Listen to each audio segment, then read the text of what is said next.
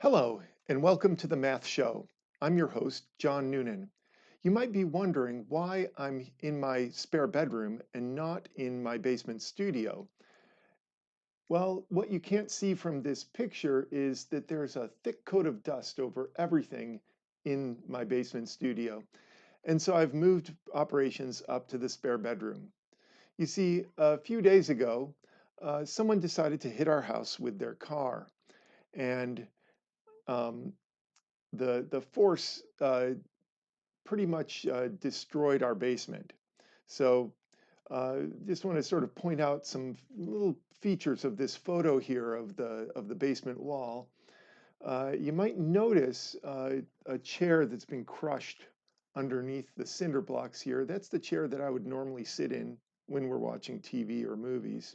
My wife would normally be sitting here on this couch.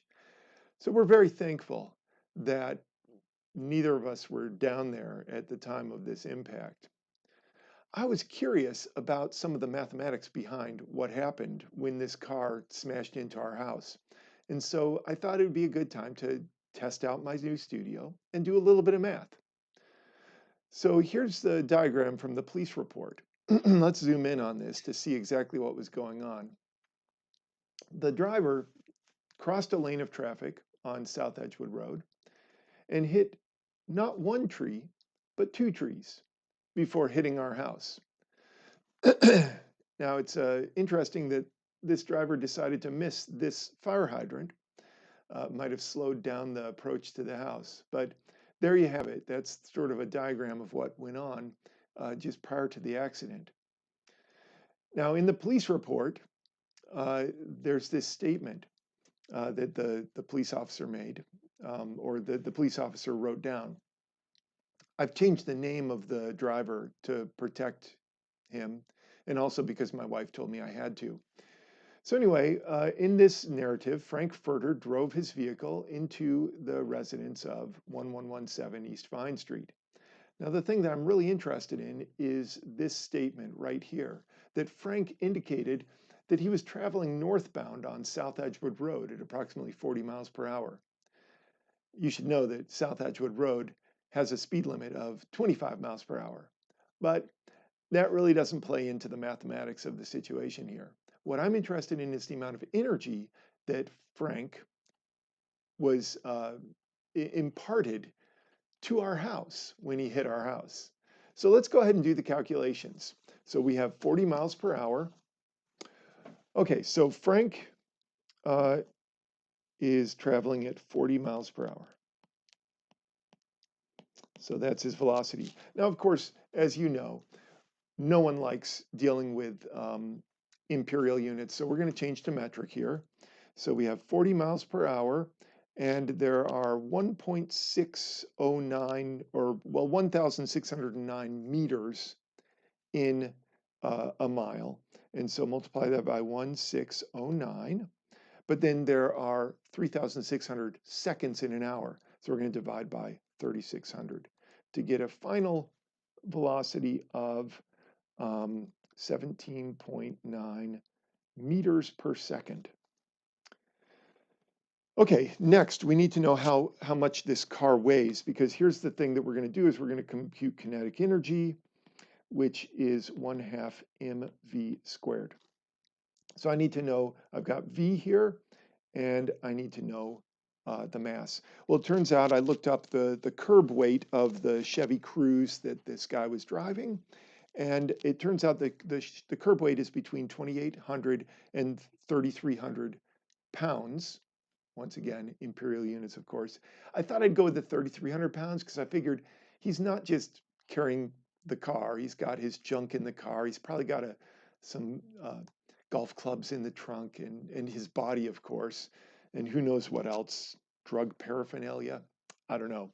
Anyway, so we have the mass. Well, really, this is a force, but we're going to pretend is 3,300. And we're going to divide that by 2.2 to turn it into it. Now it is a mass, kilograms, because there's 2.2 pounds per kilogram.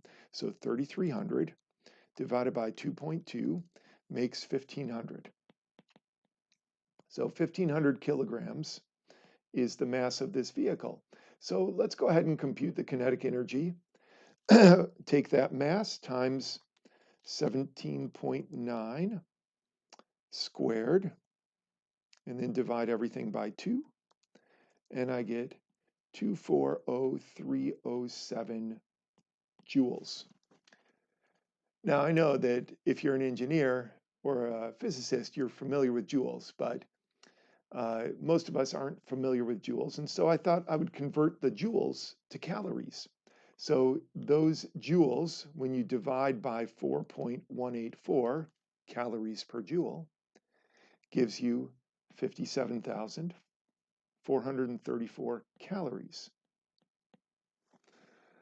Now, unfortunately, those are calories, and the thing that we're familiar with are kilocalories, the food that we eat, and the can of Coke that you drank that has 120 calories. That's actually kilocalories.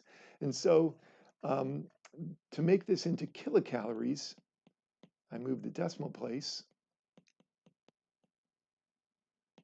and that's the amount of energy, kinetic energy, that this car was traveling with. Shockingly low. I looked up the number of calories in my favorite burger, the Baconator Triple from Wendy's, and found that there were over 1,200 calories. And it turns out that this crash would be like eating 60 Wendy's Baconators. So we need to think a little bit differently about what's going on here. And so what I need to do is I need to convert this into a force. You see, what's happening is that you have this energy that's being imparted to the house in a very short period of time. Now, I don't know how long it took for the car to decelerate from 40 miles per hour to 0, but I can say that with pretty surety that it took about a meter, because the car began hitting the foundation of the house, and where it came to rest, it had moved, well, everything moved about a meter. And so we're going to use that for the distance that it's traveling. So the distance is 1 meter. And this is from the impact to where it finally came to rest, so through the deceleration phase. So the cool thing is that we can convert this energy into a force using that distance. And this is a little backwards from the way you might have learned it. And so what we're going to do here is we're going to take the energy and divide it by the distance, and that's going to give us a force in terms of in newtons. And then we can convert that to tons because everyone is more familiar with tons. So anyway, take this start with joules. 240,307 divided by 1 meter gives you 240,307 newtons.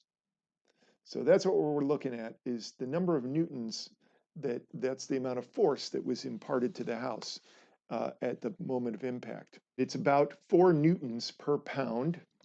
So we'll just divide this by 4 to get, it's not exact, but we're just, back the enveloping this. So we're going to divide this 240, let's just give it 240,000, divided by 4. And that gives me 60,000 pounds of force, which is 30 tons. So 30 tons is the amount of, so imagine that much force being put upon the side of your house.